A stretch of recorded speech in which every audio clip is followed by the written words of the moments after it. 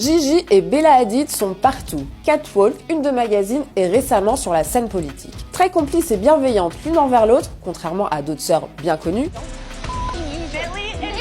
nous, on a tout de même voulu les départager niveau look. Sur le catwalk, leur mère, ancien mannequin, a complètement drivé leur carrière. Qualifiée de mère toxique, elle enseigne très tôt la compétition, le sport et la privation. Gigi Hadid, ou la fille préférée, commence sa carrière à 2 ans. Personne ne misait sur Bella, mais elle se lancera pourtant dans le mannequinat à 16 ans. Pour faire comme sa sœur, mais en réalité pour attirer l'attention de Yolanda Hadid. Aujourd'hui, le monde de la mode se les arrache. De nombreuses marques les sollicitent. Le Saint Graal, obtenir le tant convoité statut d'égérie. Malgré son retard, Bella rattrape sa grande sœur à grand renfort de chirurgie pour arriver à une parfaite égalité. 5 contrats chacune. Tommy Hilfiger, Reebok, Maybelline et Stuart Weitzman pour Gigi et Swarovski, Dior Beauty, Tag Heuer, Marc Jacobs et Bulgari pour Bella. L'aînée des sœurs a été certes élue mannequin de l'année, mais ça, c'était en 2016 et en 2017. Selon l'étude d'un chirurgien esthétique en 2019, Bella Hadid reçoit le titre de femme la plus belle du monde et en 2022, celui de mannequin de l'année. Pour la motivation et l'acharnement,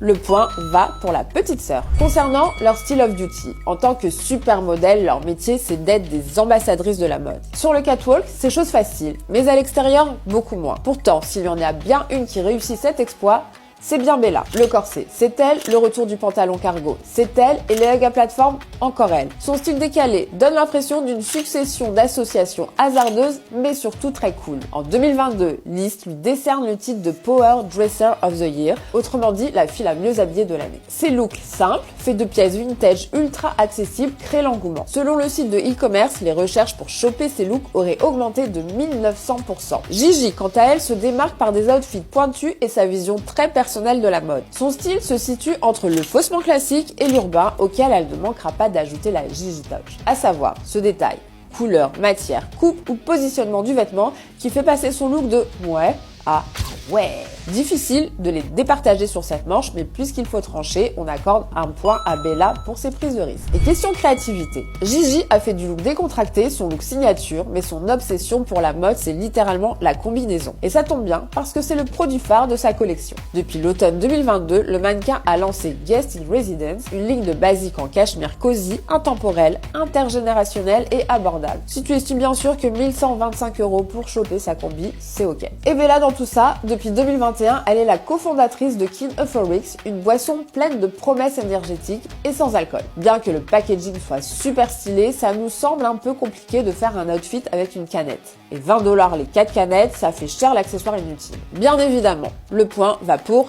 Gigi.